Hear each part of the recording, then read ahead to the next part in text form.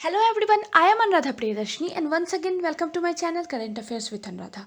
आज हम लोग एनुअल करंट अफेयर सीरीज का पार्ट 9 डिस्कस करने वाले हैं। इससे पहले मैंने आपके साथ part 1, part 2, part 3, part 4, part 5, part 6, part 7, part 8 discuss किया है। जो लोग मेरे चैनल पर नए हैं या फिर जिन लोगों ने ये पार्ट्स नहीं देखे हैं, मैं आपको इसका लिंक डिस्क्रिप्शन में प्रोवाइड कर दूंगी, आप ज़रूर देखिए। इस सीरीज़ में हम लोग कुछ important questions with detail explanation discuss करते हैं। इस सीरीज़ के जो क्वेश्चंस रहते हैं वो हर एक एग्ज़ाम के लिए इंपॉर्टेंट है। मैं ये क्वेश्चंस पीसीएस लेवल से लेके एसएससी, आरआरबी, आईबीपीएस, सीटेट हर एक एग्ज़ाम को माइंड में रखते हुए क्वेश्चंस पिक करती हूँ, ताकि आप कोई भी एग्ज़ाम दीजिए तो आपको इस सीरीज से बेनिफिट मिले। आज भी हम लोग कुछ important question with detail explanation discuss करेंगे। अगर आपको मेरा मटेरियल अच्छा लगे तो प्लीज़ लाइक, शेयर और सब्सक्राइब ज़रूर कीजिएगा और बेल बटन को प्रेस करके रखिए, ताकि मेरे जितने भी अपकमिंग वीडियोस हो उसका नोटिफिकेशन आपके पास सबसे पहले आए। So let's start the video. चलिए, इस सीरीज का हमारा पहला क्वेश्चन है, youngest girl in the world to climb Mount Aconcagua. पहले मैं आपको माउंट अकोनकागुआ के बारे में बता देती हूँ। ये अर्जेंटीना में है, हाईएस्ट पीक है साउथ अमेरिका का, और इसकी हाइट जो है वो 6962 मीटर्स है। और इसके ऊपर रिसेंटली अभी एक छात्रा चढ़ी है, काम्या कार्तिकेयन। 12 साल की स्टूडेंट है, क्लास 7 की स्टूडेंट है। इससे पहले वो 2019 में लद्दाख की 6260 मीटर्स ऊंची माउंट मेकोंग कांगनी पर उन्होंने लास्ट ईयर जीत हासिल की थी। इनके फादर नेवी के कमांडर है, मदर इनकी टीचर है और ये क्लास 7 की छात्रा है। चलिए, इसके बाद का क्वेश्चन भी हमारा बहुत इंपॉर्टेंट है। Danakil Depression recently in news is located in which country. ये north east part of Ethiopia में है। ये दुनिया का सबसे गर्म, सबसे सूखा और धरती पर सबसे नीचे स्थित जगह है। यहाँ का जो एवरेज टेम्परेचर होता है वो भी 34 डिग्री सेल्सियस से ऊपर होता है। यहाँ पे पूरे साल का जो बारिश होता है वो 100 से 200 मीटर्स के अराउंड में होता है। ये जो है इथोपिया के अपार इलाके में ये दानाकिल डिप्रेशन पड़ता है। इसके बाद का क्वेश्चन हमारा बहुत इंपॉर्टेंट है। बीपीएससी का नेचर होता है ऐसे क्वेश्चंस पूछ लेना, आप इसके ऊपर स्टार मार्क लगा लीजिए।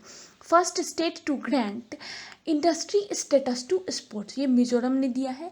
ये मिजोरम ने इसलिए दिया क्योंकि स्पोर्ट अथॉरिटी की तरफ से बार बार ये डिमांड किया जा रहा था, आप ये स्टेटस दीजिए स्पोर्ट्स को वहाँ पे। आपको पता होगा कि जो इंडियन फुटबॉल टीम है उसमें मोस्ट ऑफ द प्लेयर्स जो हैं वो मणिपुर के ही रहते हैं, नॉर्थ ईस्टर्न स्टेट्स के रहते हैं, उसमें स्पेशली मणिपुर के हैं। इंडियन सुपर लीग जो होता है उसमें 150 प्लस प्लेयर्स मणिपुर के हैं। तो मणिपुर का स्पोर्ट्स के लिए जो कंट्रीब्यूशन है वो बहुत इंपॉर्टेंट है। ना सिर्फ आप फुटबॉल की बात कर लीजिए, आप दूसरे गेम्स में भी मणिपुर के प्लेयर्स बहुत ज़्यादा हैं। ये स्टेटस देने से वहाँ पे क्या होगा कि इन्वेस्टमेंट आएगा, स्पोर्ट इंडस्ट्रीज़ में अट्रैक्ट करेगा। दूसरा क्या होगा, एम्प्लॉयमेंट जनरेशन भी स्पोर्ट्स में होगा। तो इन दो प्रॉफिट्स के लिए मणिपुर गवर्नमेंट ने इंडस्ट्री स्टेटस दिया है स्पोर्ट्स को। चलिए, हमारा नेक्स्ट क्वेश्चन है, भूमि राशि portal often seen in news come under which ministry. ये एक ई गवर्नेंस इनिशिएटिव है ministry of road transport and highways का। पहले क्या होता था कि अगर हाईवेज के किनारे की ज़मीन जब सरकार लेती थी, भूमि अधिग्रहण करती थी, तो इसके लिए पर्टिकुलर जिसका ज़मीन है उसको मुआवजा देती थी। और ये सारा प्रोसेस जो था वो मैनुअल होता था, तो इसमें काफ़ी इश्यूज आते थे, like delay in issuing land acquisition notice, error in land area detail etc. लेकिन सरकार अब इन चीज़ों को डिजिटल करने जा रही है। इससे क्या होगा, ये प्रोसेस फास्ट होगा और साथ ही साथ इसमें क्या करिए, पब्लिक फाइनेंस मैनेजमेंट सिस्टम के थ्रू उन लोगों को जिनका ज़मीन सरकार लेगी उनको मुआवजा देगी। तो ये प्रोसेस थोड़ा फास्ट भी होगा, इसमें डिले नहीं होगा और इसमें कोई किसी तरीके का एरर ना हो, इसके लिए पोर्टल लॉन्च किया गया है। चलिए, हमारा नेक्स्ट क्वेश्चन भी बहुत इंपॉर्टेंट है। In which country is Ambedkar House Memorial located. ये जो है वो नॉर्थ लंदन में था, यूनाइटेड किंगडम्स में ये लोकेटेड था। रिसेंटली इंडियन गवर्नमेंट ने यूके गवर्नमेंट से अपील की थी कि इस अम्बेडकर हाउस मेमोरियल को बंद ना किया जाए। ये नॉर्मली जनरल पब्लिक के लिए खुला रहता था, बट अभी रिसेंटली कि इसको बंद करने के लिए यूके गवर्नमेंट चाह रही थी, बट इंडियन गवर्नमेंट ने जब अपील किया तो बाद में जाके यूके गवर्नमेंट ने इसको अप्रूव भी किया और इसको, इस अम्बेडकर हाउस मेमोरियल को पब्लिक के लिए खुला रहने दिया। चलिए, इसके बाद है Poshan Pakhwada is a program of which state. ये गोवा गवर्नमेंट का ये प्रोग्राम है, 8 से 22 मार्च तक मनाया गया था। इसका मेन काम है अवेयरनेस फैलाना। Activities are being organized with a special emphasis on the health of women and child and battling against malnutrition. इसके अंदर बहुत सारे एक्टिविटीज़, बहुत सारे प्रोग्राम्स, बहुत सारे कैंपेन्स किए गए बस माल न्यूट्रिशन को कम करने के लिए, स्पेशली वुमेन्स एंड चाइल्ड के ऊपर। मैंने एक ग्लोबल न्यूट्रिशन रिपोर्ट के ऊपर एक वीडियो बनाया हुआ है, मैं आपको उसका लिंक ऊपर आई कार्ड में प्रोवाइड कर दूँगी, आप ज़रूर देखिए। आपको उसमें इंडिया की कंडीशन का आइडिया लगेगा। बहुत बुरी कंडीशन है, इंडिया माल न्यूट्रिशन में, अंडर न्यूट्रिशन में, ओबेसिटी में, हर एक में हाईएस्ट जा रहा है। तो इस तरीके के प्रोग्राम्स गवर्नमेंट की तरफ से बहुत इंपॉर्टेंट इनिशिएटिव है।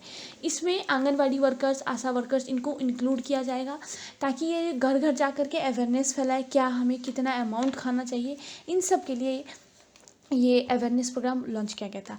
गोवा में 1262 आंगनवाड़ी सेंटर्स है और इन सेंटर्स पे न्यूट्रिशन गाइडलाइंस टू एक्टिविटीज़ किए गए थे और nutrition guidelines to children, pregnant womens and progress, इन पे ये प्रोग्राम्स किए गए थे। चलिए नेक्स्ट हमारा इंपॉर्टेंट क्वेश्चन है, which institution has launch Swavalamban express train to promote entrepreneurship. ये ट्रेन जो है वो सिडबी के द्वारा लॉन्च किया गया था, जिसका मेन एम है to promote business aspirants and entrepreneurship. ये ट्रेन लॉन्च करने के पीछे सिडबी का यही एक बिगेस्ट एम रहा था। ये ट्रेन जो है वो 5 जून 2020 को लखनऊ से डिपार्ट होगी और ये 11 डिफरेंट सिटीज़ से ट्रैवल करते हुए 15 डेज़ में 11 डिफरेंट सिटीज़ में ट्रैवल करेगी, 7000 किलोमीटर की यात्रा कंप्लीट करेगी और फिर ये लास्ट में आकर के इसका फाइनल डेस्टिनेशन था वाराणसी। ये जो है जम्मू, दिल्ली, अहमदाबाद, मुंबई, बेंगलुरु, हैदराबाद, भुवनेश्वर, कोलकाता, वाराणसी, इन सारे सिटीज़ से होते हुए गुजरेगी। जब ये इन सिटीज़ से गुजरेगी तो यहाँ पे बहुत सारे वर्कशॉप्स, अदर प्रोग्राम्स ऑर्गेनाइज किए जाएंगे ये बिजनेस जो एस्पिरेंट्स हैं उनको बढ़ाने के लिए।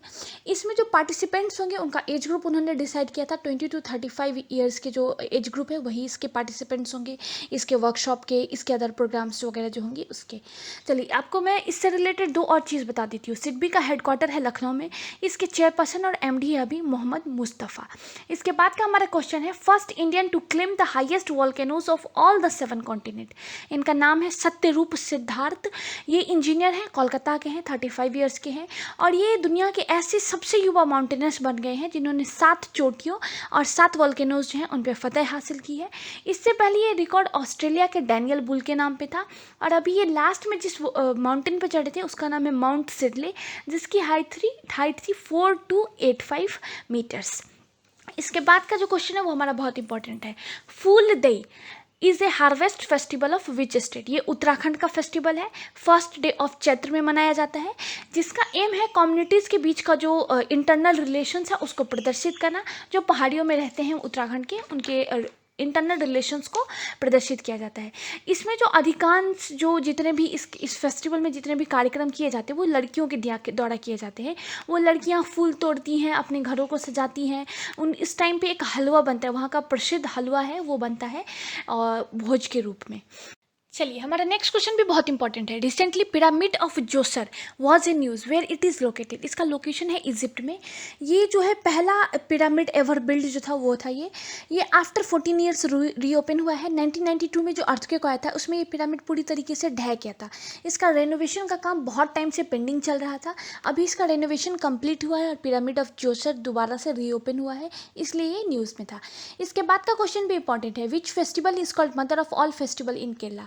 त्रिशूर पूरम फेस्टिवल जो है उसको mother of all festivals in Kerala कहा जाता है। इसमें हाथियों का एक जुलूस निकलता है, बहुत आतिशबाजियाँ होती हैं, मंदिर के प्रांगण से ये हाथियों का जुलूस निकलता है और ये जो है केरला का फेस्टिवल है। इस बार पहली बार इस फेस्टिवल को वहाँ पे कैंसिल किया गया है ड्यू टू लॉकडाउन। 2 मई को ये आयोजित होने वाला था लेकिन 3 मई तक लॉकडाउन एक्सटेंडेड था, इसलिए इस फेस्टिवल को इस बार कैंसिल किया गया है। चलिए इसके बाद का है, world wide help platform has been developed by which institution. ये IIT बॉम्बे के द्वारा डेवलप किया गया था। It can be use to connect people seeking medical help with helpers such as doctors. इसमें क्या था कि आपको फ़ोन नंबर और व्हाट्सएप का नंबर प्रोवाइड किया जाएगा। आपको अगर किसी भी तरीके की कुछ प्रॉब्लम होती है तो आप डायरेक्ट उस नंबर पे कॉल कीजिए। वो कॉल जो है एक प्राइमरी हेल्थ केयर जो डॉक्टर्स होते हैं उनके पास दिया जाएगा। अगर वो इस फ़ोन को आगे अपने सीनियर्स के पास तक भी रेफ़र कर सकते हैं। तो इसका बेसिक एम ये था कि it provide low cost solution for delivering information over phone calls to people who lack access to smartphone. इनको ये फैसिलिटीज़ इस वर्ल्ड वाइड हेल्प प्लेटफॉर्म के द्वारा दी जा रही थी। ये IIT बॉम्बे की तरफ से डेवलप किया गया था। चलिए हमारा नेक्स्ट क्वेश्चन बहुत इंपॉर्टेंट है, आप इसके ऊपर स्टार मार्क लगा लीजिए। Recently Daporijo bridge was in news where it is located. ये अरुणाचल प्रदेश में है। अरुणाचल प्रदेश की सीएम है अभी पेमा खाटू। ये जो ब्रिज है वो सुबनसिरी जिले में स्थित है। सुबनसिरी नदी पे बनाया गया था। 430 फीट लॉन्ग ये ब्रिज है। एक्चुअली अगर आप देखें तो इस ब्रिज को अपग्रेड किया गया है। पहले ये ब्रिज था, इसका वेट था 24 टन, बट अभी इसको अपग्रेड करके 40 टन से इसका वेट कर दिया गया है। इसका इंपॉर्टेंस इसलिए भी बहुत है इस ब्रिज का, क्योंकि इंडिया चाइना बॉर्डर के पास में है। इंडिया चाइना बॉर्डर पे 3000 सोल्जर्स वहाँ पे तैनात हैं, तो उनकी जो आवश्यक वस्तुएं होंगी यूटिलिटी की, उनको पहुँचाने में इस ब्रिज का बहुत इंपॉर्टेंस है।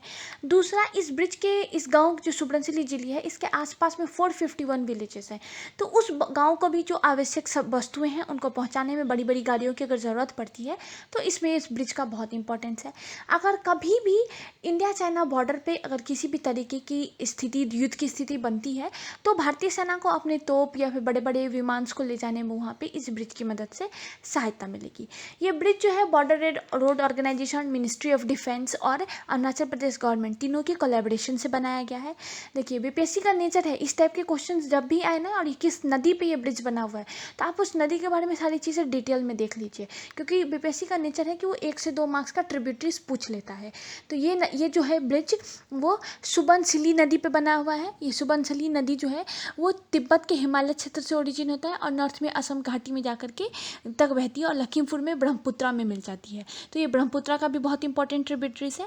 इसको स्वर्ग नदी भी कहा जाता है और ये ब्रह्मपुत्रा की सबसे बड़ी सहायक नदी है सुबनसिरी नदी। चलिए, इसको इंडिया में ये वाइट वाटर राफ्टिंग के लिए बहुत फेमस है ये नदी।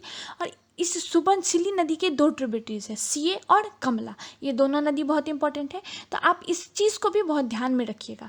चलिए, इसके बाद जो हमारा क्वेश्चन है वो भी बहुत इंपॉर्टेंट है। Recently E4J was in news. What is E4J? पहले इसका फुल फॉर्म देख लेते हैं। Education for justice. It has been launched by United Nations office on drug and crime to teach next generation about crime prevention and address problems under law. इसका main aim ये है, अभी lockdown के time पे जब schools वगैरह बंद हैं तो इस प्रोग्राम को लॉन्च किया गया है ताकि लोगों को अवेयर किया जा सके to prevent crime and promote a culture of lawfulness through education activities designed for primary, secondary and tertiary level.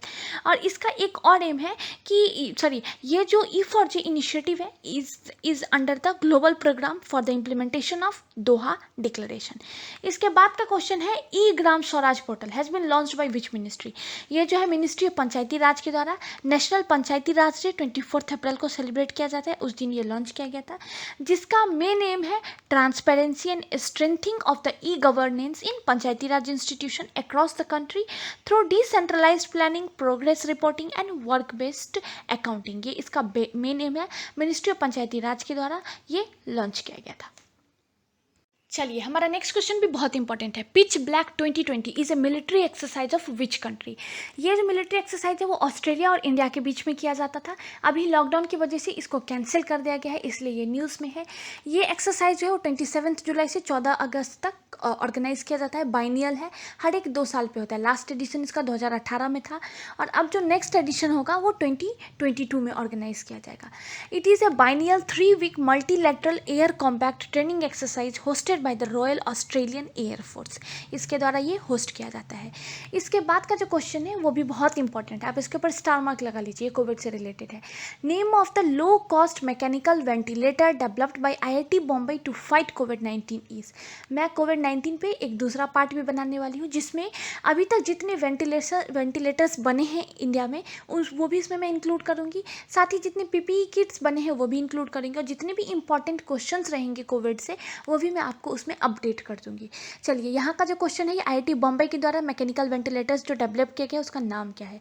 इसका नाम है रूहधार। ये IIT Bombay, Islamic university of science and technology, NIT Srinagar have come together to invent a low cost ventilator. एक Jammu and Kashmir का विद्यार्थी है जो IIT Bombay में पढ़ता था। जब वो जम्मू एंड कश्मीर गया तो उसको पता चला वहाँ पे ओनली 97 वेंटिलेटर्स है पूरे जम्मू एंड कश्मीर वैली में। तो उसको बहुत लगा कि अगर इस टाइम पे कोविड के टाइम पे ऐसा कुछ होता है है तो जम्मू एंड कश्मीर का क्या होगा। तो उन लोगों ने स्टार्ट किया बनाना, इन्वेंट कराना, और उन्होंने ये रूह धार करके एक वेंटिलेटर डेवलप किया। इसका जो प्रोडक्शन कॉस्ट है वो बहुत कम है, 10,000 ओनली इसका प्रोडक्शन कॉस्ट है। ऐसे ऐसे बहुत सारे वेंटिलेटर्स अभी different different institution, different different organisations के द्वारा इंडिया में डेवलप हुए हैं। और ये बहुत आश्चर्य की बात है कि इससे पहले इंडिया में पीपीई किट और वेंटिलेटर्स नहीं बनते थे, और इस कोविड के टाइम पे काफ़ी ज़्यादा इन सब चीज़ों में इम्प्रूवमेंट आई है। तो मैं आपको अपडेट कर दूंगी कि और कौन कौन से वेंटिलेटर्स किन किन इंस्टीट्यूशंस ने बनाए हैं। चलिए, इसके बाद है HCARD, a robot to assist frontline COVID-19 healthcare warriors has been developed by। ये कैम्ब्री दुर्गापुर के द्वारा लॉन्च किया गया है, और डेवलप किया गया है ये। पहले आप इसका फुल फॉर्म देख लीजिए। Hospital care assistive robotic device, it can help front line health care workers in maintaining distance from those infected by corona virus. इस टाइम पे जो फ्रंट लाइन वर्कर्स हैं, जो डॉक्टर्स हैं, जो स्टाफ है मेडिकल के, उनको कोविड से प्रिवेंट करने के लिए इस तरीके का रोबोट को बनाया गया है। ये central mechanical engineering research institution के द्वारा डेवलप किया गया है। This device is equipped with various state of art technologies and work both in automatic as well as manual modes of navigation. It is controlled and monitored by nursing booth। इसके द्वारा ये control किया जाएगा। HCARD कैम्ब्री Durgapur के द्वारा बनाया गया है। चलिए, हमारा नेक्स्ट क्वेश्चन बहुत इंपॉर्टेंट है, आप इसके ऊपर स्टार मार्क लगा लीजिए। Ambubachi Mela is a traditional mela of which state. ये असम का है। 21 से 25 जून तक हर एक साल मनाया जाता था। इसमें 10 लाख से ज़्यादा लोग पार्टिसिपेट करते थे, बट इस कोविड के टाइम पे गवर्नमेंट के जो रूल्स है उसके हिसाब से बहुत कम लोग इसमें पार्टिसिपेट करेंगे। इसमें क्या होता था कि 22 से 25 तारीख तक स्टेट के सारे मंदिर बंद होते थे। इवन कामाख्या मंदिर जो है असम का, वो भी बंद होता था। 26 जून को शुद्धिकरण के बाद इस मंदिर को खोला जाता था। इसका रिलीजियस इंपॉर्टेंट है असम में। ये बहुत इंपॉर्टेंट है किसी भी एग्जाम पॉइंट ऑफ व्यू से, क्योंकि ऐसे क्वेश्चन जो होते हैं ना वो बहुत ज़्यादा पूछ लिए जाते हैं, स्पेशली बीपीएससी, एसएससी, आरआरबी जैसे एग्जाम्स में पूछ लिए जाते हैं। तो आप इसके ऊपर स्टार मार्क लगा लीजिए। चलिए, इस सीरीज का लास्ट क्वेश्चन है, first city of India to get it smoke tower. तो ये दिल्ली में हुआ है। सबसे पहला स्मोक टावर जो है वो trade association of Lajpat Nagar और गौतम गंभीर ने मिल करके लाजपत नगर के मार्केट में लगवाया है। देखिए, ये एक तरीके का बहुत बड़ा एयर प्यूरीफायर है। इसके ऊपर में इसकी जो लेंथ है वो 20 फीट है, और इसके ऊपर में एक पंखा लगा रहता है, जिससे क्या होता है कि आसपास का जो जितना भी दूषित हवा है वो इस एयर प्यूरीफायर की तरफ आएगा, और ये एयर प्यूरीफायर उस हवा को साफ करके फिर से एयर में उस हवा को दे देता है। तो इससे क्या होता है, एयर प्यूरीफायर, आसपास का जो एयर है वो प्यूरीफाइड होता है। दिल्ली गवर्नमेंट भी सीपी का जो सेंट्रल पार्क है वहाँ पे लगवाने वाली है इस स्मोक टावर को। ये दिल्ली के पॉइंट ऑफ व्यू से इसलिए भी इंपॉर्टेंट है क्योंकि दिल्ली में आप देखते होंगे कि हर साल दिवाली के बाद कितना ज़्यादा प्रदूषित रहता है। वहाँ पे धुंध वगैरह का प्रॉब्लम बहुत ज़्यादा होता है। इवन वहाँ पे अस्थमा के पेशेंट्स भी सबसे ज़्यादा बढ़ते जा रहे हैं। तो इस पॉइंट ऑफ व्यू से जब सुप्रीम कोर्ट ने फटकार लगाई थी तो स्मोक टावर का कॉन्सेप्ट आया, और सबसे पहला लाजपत नगर दिल्ली में लगा है। चलिए, इस सीरीज़ में मैंने फिर आपके साथ कुछ इंपॉर्टेंट क्वेश्चन डिस्कस किए। देखते ही देखते देखिए हम लोगों ने बहुत सारे क्वेश्चन डिस्कस कर लिए। अब मैं नेक्स्ट एक और सीरीज़ लॉन्च करने वाली हूँ जिसमें मैं सब्जेक्ट वाइज आपको क्वेश्चंस कराऊंगी। तो हो सकता है आपके लिए वो भी बहुत इंपॉर्टेंट हो, आप उसके लिए भी मेरे साथ जुड़े रहिए। ये सीरीज़ आपको कैसा लगा आप मुझे कमेंट सेक्शन में ज़रूर बताइएगा। अगर आपको कुछ भी डाउट हो तो प्लीज़ मुझे कमेंट सेक्शन में ये भी ज़रूर बताइएगा। अगर आपको मेरा मटेरियल अच्छा लगे तो प्लीज़ लाइक, शेयर और सब्सक्राइब ज़रूर कीजिएगा, और बेल बटन को प्रेस करके रखिए ताकि मेरे जितने भी अपकमिंग वीडियोज़ हैं उसका नोटिफिकेशन आपके पास सबसे पहले आए। अब हमारा फेसबुक पे भी एक पेज है, करेंट अफेयर्स विथ अनुराधा, आप उसको भी फॉलो कर सकते हैं अपडेटेड इन्फॉर्मेशन के लिए। इस कोविड के टाइम पे stay at home, stay safe. Thank you.